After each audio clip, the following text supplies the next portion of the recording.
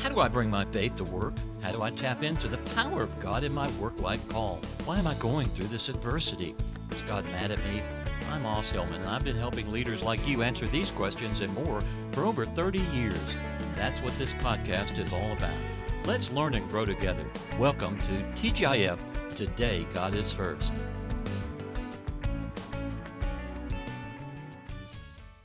All right, well, welcome to this week's TGIF at Work podcast. It's great to have two of my very special people with us on the program this week, and Jim and Martha Brangenberg, and they are with I Work for Him, a ministry to help men and women understand their calling in and through the workplace, and they are doing a great job, especially in the space of radio.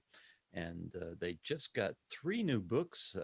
That's right, three new books that just came out, and we're going to talk about those today. Welcome, Jim and Martha. Thank you. Glad to be here. Now, I don't run into too many people that have the audacious, if you will, to release three books, and tell me about how that came about and why three. So, when we first went on the radio over 8 years ago, people said, well, now that you're on the radio, you need to write a book because that's how you'll gain audience. I'm like, first of all, that's not how it's going to roll for us. We just said, when the Lord tells us to write a book, we'll write a book. Because I was reading, as you know, as I'm a prolific reader, and I told Martha and I talked about it. We don't want to write a book just to write a book because it's a lot of work. You've got 20 books. We wanted to write a book. If we saw a need in this space, in the faith and work space for a book, then we'd write a book. And so in January 2020, I told Martha, I said, I think it's time to write a book, but I don't think it's one. I think it's three. And she looks at me and she goes, okay.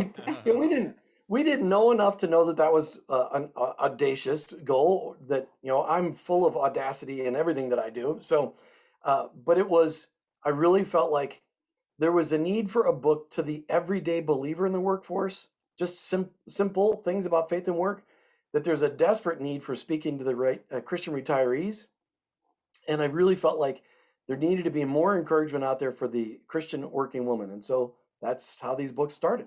So I have all three of them in front of me. One is I Work for Him, Change the Way You Think About Your Faith at Work. And the second one is I Retire for Him. I'm interested to hear the background of that. And She Works for Him. And so we have all three of them here, and we're going to give you a way to get those books by the end of the program. But let's start by talking about the core book, I Work for Him, and because it's really interviews with faith and work leaders, and give everybody a little bit of background on how you guys got into the space, and then what ultimately led to how you did the book. Go ahead. Oh, how we got into the space, really God opening up the door to say, Jim and Martha, you need to understand that I care about your work. We had made a commitment to work in Christian ministry full time as teenagers. And we didn't understand that our work was answering that call, that we did not need to quit the day job and go do something different within the four walls of the church or on a foreign mission field in order to be living out the calling that God had on our lives. And once we started learning that through resources like your daily devotional and just God opening our eyes, we realized we needed to share that with other people. So that's really how we got into this space.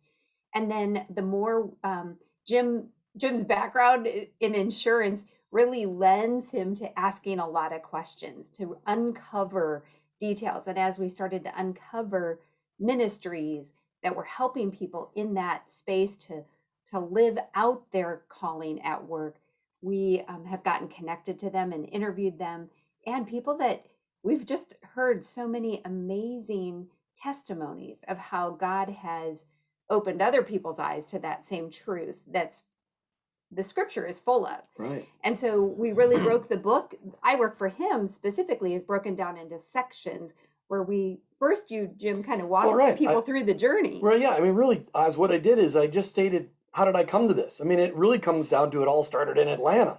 You know, my buddy Bob, who sent me the book Halftime, and then 3 years later, he sent me one of your daily devotionals. And that was the first time when I read your daily devotional, was the very first time that I'd ever heard that my work mattered to God.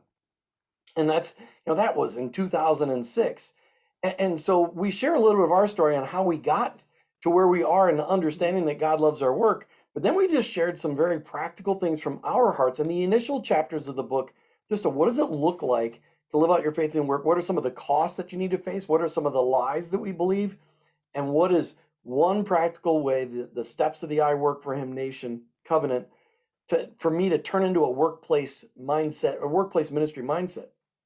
But because we love all of these ministries that are out there in the faith and work movement, and there are thousands, we picked the top 20 that are feeding into the everyday believer, and asked them to talk to our readers in the book to let them know about how they could help disciple them into deeper faith in their work. And so the second part of the book is dedicated to all those ministries to let them know, to connect the reader to those ministries, because I Work for Him is just a mouthpiece. We're not discipling people. We want to connect people to ministries like yours. I've had a radio program for a number of years, and that allowed you to identify a lot of the people out there. Were you surprised how many workplace ministries there are out there? It's been exciting. I don't know. So at the beginning, maybe yes, surprised. And then it's been exciting to see the way that God continues to stir people's hearts to say, I'm looking for more. And I know that I'm not supposed to like leave Jesus at the door when I go to work. When we first started I Work for Him, God kind of set us up on a couple of things that we knew to be true for our part in this conversation. And one of them was to not reinvent the wheel, to not try to do the same thing other people are doing, but to point people towards them. And so that's one of the things I think that second part of the book really does well, is help people to see some different angles, because everybody has a little bit different approach. Right. And just be able to say, here is another resource to help you in this journey. And so really being true to that calling that God gave us and saying, don't reinvent the wheel, just be my mouthpiece and share the news with others. And promote collaboration. I mean, that's one of the things that we've, the collaboration is a core value for us, and then strategic connection. So we've been trying for the last, Oz, the way we've looked at it, we've interviewed over 3,000 people. And I think we've solidly identified about 1,000 faith and work ministries, but based on what we've seen, we believe there's probably like 3,000. Yeah, that's awesome. So when I look in the book, part one, you kind of share some of your own thoughts and your journey and how God has led you, and challenging us to think about 7 costs for working for Him in the marketplace. And then you go into interviews with different people, and how many did you say, 20 or so? We have about 20 contributors inside I Work for Him that are other ministries that have written chapters that talk about, hey, here's how we can help you grow in your faith as you connect your faith and your work. Yeah. I noticed that you have recommended reading at the end. So help people identify resources and things that can really Correct. take them deeper in this topic. So that's awesome. So how did the book, well, let's go to the ladies first. She Works for Him. How did that come about? You want to kind of set it up? I love having Jim set this up because as a man, he saw the need for women. And so I love having that conversation because it's not a woman kind of spearheading it. Now, I'm in complete agreement, but I just feel like it gives it a different twist, because it's the fact that, Well, you're going to let me set it up, or you're going to tell the story? Okay. Set it up, Jim. So one of the things, Oz, that has frustrated me so much is that the spiritual giftings of women have been largely ignored within the four walls church. And yet we know that when women become Christ followers, they too get spiritual gifts. Some of them get the pastoral gifts. Some of them get the prophet gifts. I mean, all the fivefold gifts, they get those same gifts. Yet the church, the Four Walls Church, tends to tell women that their highest calling would be to stay home and raise children. Yet many women, millions and millions of women, have a call in their life to go to work. And when you look at the women of the Old Testament, not one of them was just sitting at home raising kids. They all had lots of other things to do. And I just feel like Christian working women constantly walk around feeling guilty. We've interviewed hundreds and hundreds, over 500 Christian working women, and they all are fighting this thing we like to call the Wonder Woman complex. They're trying to be everything, the best wife, the best mother, the best worker, whatever that job may be, and yet they struggle. And so I said to Martha, I said, let's write a book to encourage Christian working women. And we reached out to every woman that had ever been on the show and said, would you like to be part of this project? About 40 of them responded, and about 20 of them wrote chapters. And what's amazing, Oz, this is the coolest part about it all, as I was reading all the submissions, not one woman wrote about the same thing in their chapter. We have 19 contributors to She Works for Him. They all wrote about a different struggle that they deal with as a Christian working woman.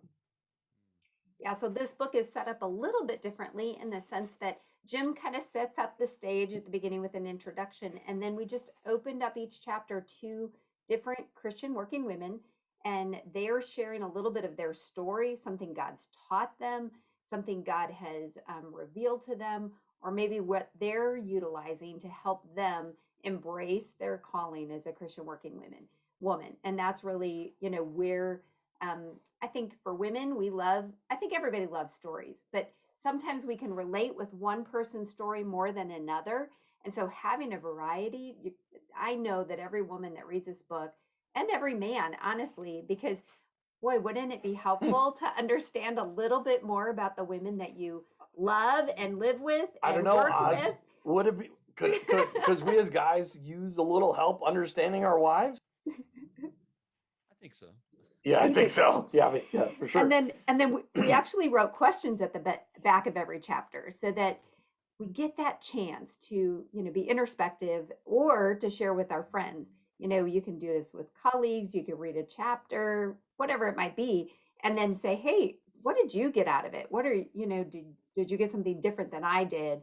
And be able to just kind of start those conversations. So we've tried to give some space for that as well. Yeah. And we also have at the end recommended resources, other and ministry connections for women to connect to for Christian, as a Christian working woman, ministries that can help disciple them and connect in their faith and their work. And I forgot to mention, at the end of all three books, the Pocket Testament League, they hand out Gospels of John. They've been doing 150 million of them been handed out since the Cadbury family started it 130 years ago. We have got a great relationship with them, and we asked them, can we use your plan of salvation and put it at the end of all three books? So that in case somebody reads it, and they're like, but I'm not really sure I'm a Jesus follower. I'm not really sure I'm really solidified knowing that Jesus is my Lord and Savior. And so we want to make sure that people have an opportunity to hear the gospel, and that's included at the back of all three. I see it here. Yeah, that's awesome. So we're talking about three books that have come out through I Work for Him. Give out your website so they know where to go to get these three books. That iworkforhim.com, right? That's right. It's I work the number 4 him.com, and then we have a bookstore. So go to /bookstore and you can order the books right there.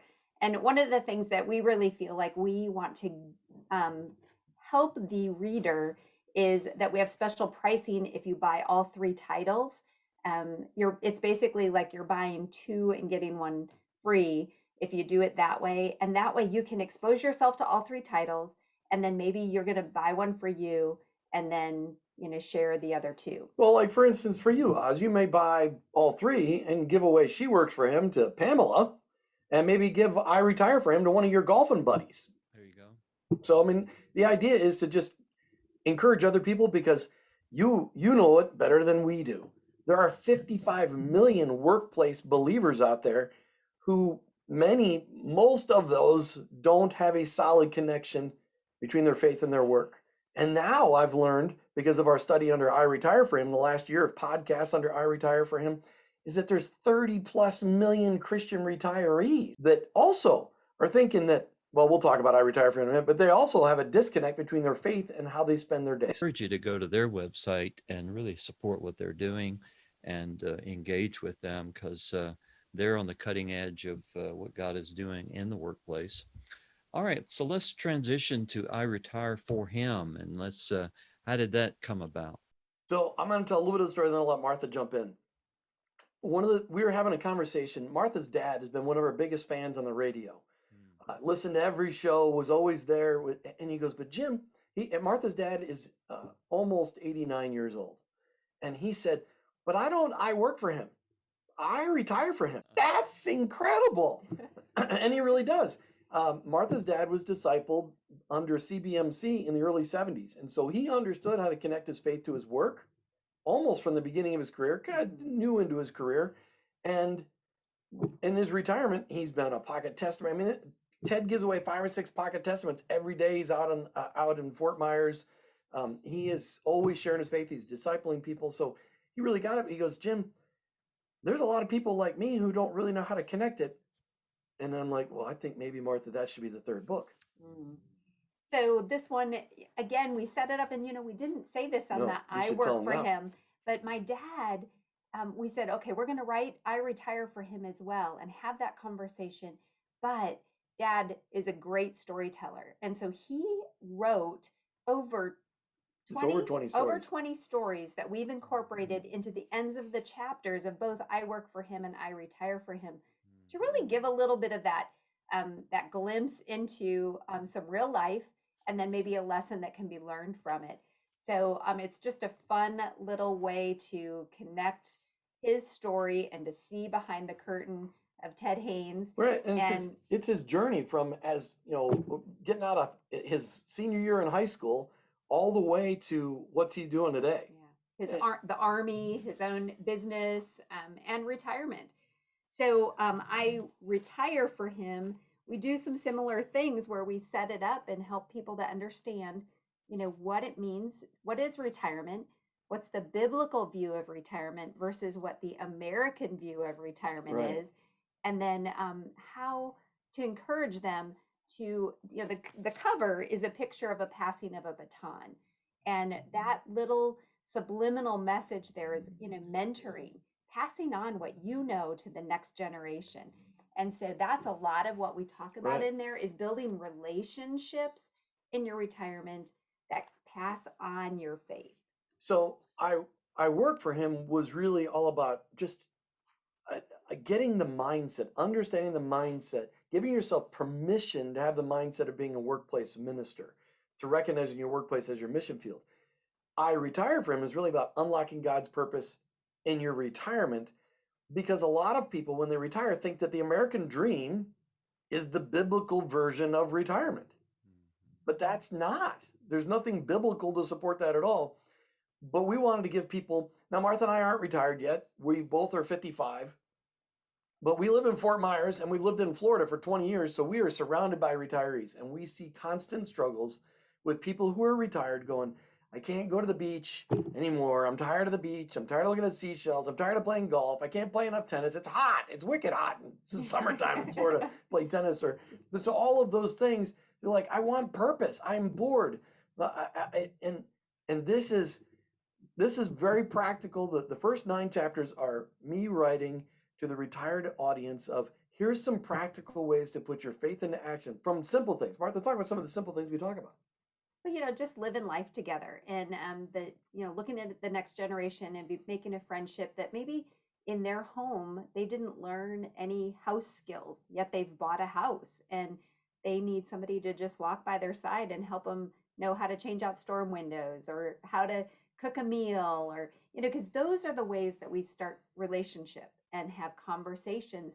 If Jesus has really impacted our life, he is a part of all of our conversations.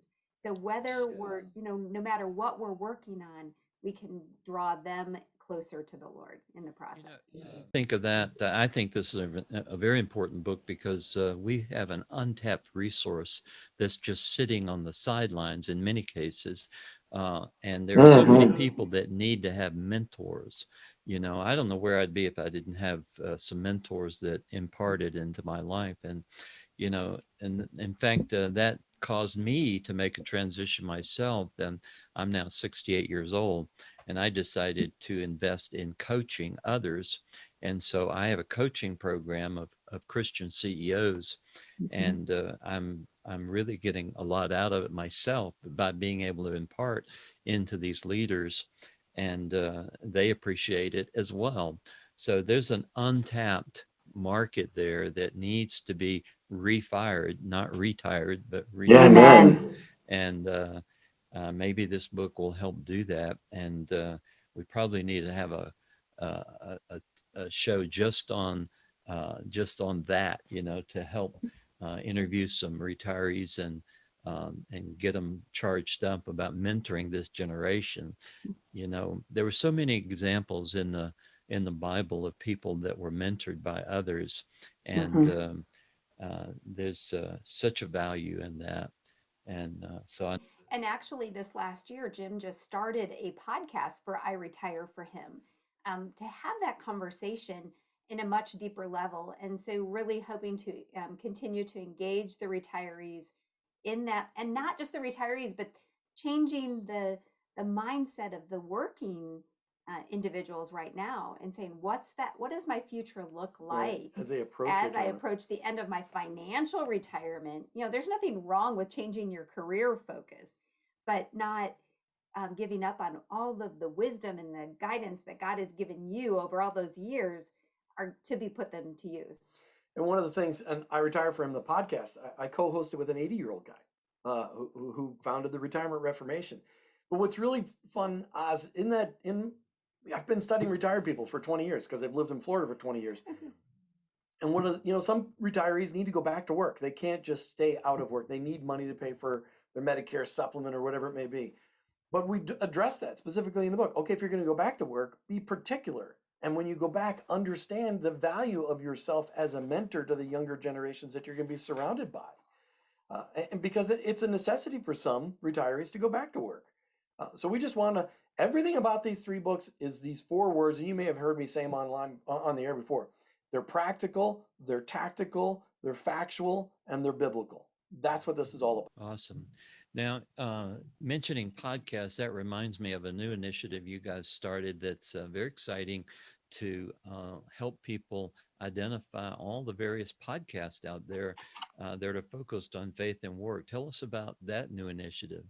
So it's called the Awaken Podcast Network, and it can be found online at awakenpodcastnetwork.com, or there is a link on our own website, iworkforhim.com. And really, it is, again, another way that God just opened the door for some incredible collaboration. We know that when we started our radio show 8 years ago, we were one of the very few voices that were really speaking about faith and work and connecting them. Now, there are hundreds. And so we're working to collect and continuing to collect podcasts that are having that conversation in different ways. Again, we all learn differently, we all listen differently, we all connect with different personalities. And so You putting mean not together, everybody wants to listen to me? it's possible. Yeah, that's It possible. might be possible. But so we have this Awaken Podcast Network is a place where we've collected now over 130 plus podcasts, Correct. and then even broken them down so there's different categories. So if women want to hear something along the lines of She Works for Him, there's a tab for that. So there's 30 plus women that have podcasts that we found that really talk about faith and work, not just women that are doing podcasts, but connecting their faith in their multi-level business, in their corporate job as a lawyer, whatever, or their cubicle. Right. There's all different aspects of it. So the Awaken Podcast Network is a place where you can go and search, because it's really hard to find unless somebody's given you a recommendation on a podcast. It's really hard to Yeah, find if you those search voices. if you search faith and work on Apple Podcasts, you'll get 5. If you're lucky. You're not going to get 130. So we found a podcast that talks about somebody who's involved in politics. That's their workplace. people involved in education, people involved in Christian counseling that have their own specific podcasts. And those are, so you can really drive it deeper. And that's really, as an organization, what we want to do. We want to be able to drive the podcast training deeper into those 7 spheres of influence, because people want to know, okay, I'm an educator, or I'm a business person, or I work in the government, or I work in healthcare. What does it look like for me to live out our faith and our work? And I'm going to answer the question for all the listeners that are wondering, okay, yes, this podcast that we're on right now is on that platform. Absolutely. So you can find us and all of his great wisdom on that very platform as well. Well, there's 3 books, and I encourage you guys to check it out, and just go to their website, iworkforhim.com. It's a great resource. So any final words for everybody as we close out? I just want everybody to remember that their workplace is their mission field. And in that mission field, they may be the only Jesus or coworkers, their employees or bosses may ever meet. And to remember that the job that they hold and the work that they do and the people that they work with, none of that is by chance. The people that they work with need to meet Jesus. And they may be, and you, our listeners, may be their only chance to ever meet Jesus. All right. Well, thanks, guys. And Thank check you, them Ryan. out. Have a great week. We'll see you next time. Let's face it, we all want to make a difference. We want to live for Christ. We want our work to have meaning deep down. We all want to live a larger story to make a difference in the world. But how do we do this? It doesn't just happen. We must invest in our spiritual and professional life that involves spiritual mentoring and training. But where do we go to get that kind of spiritual mentoring and professional training? Is it at church, a conference, a school? The Change Agent Master Mentor Program is the answer to that question, founded by Hillman. He is a pioneer in marketplace ministry and has had a 40-year advertising and business career, working with clients like American Express, Steinway Pianos, Thomas Nelson Publishers, and a host of other successful companies. He understands the challenge of living for Christ in a pressure-packed business environment. He created the Change Agent Master Mentor Program to help leaders. Us will help you realize your dream of being successful in your career and having an influence on your world. The Change Agent Master Mentor Program is designed for you to realize your larger story, to understand your purpose, to learn and apply your faith life to your work life from us and other proven workspace leaders who are doing it. Our online course and group mentoring will help you become God's change agent, to be a cultural influencer and succeed in your work-life call, and grow in your relationship with God and with other members of the Change Agent Master Mentor Program. Come join us. Let's influence the world together. www.camastermentor.com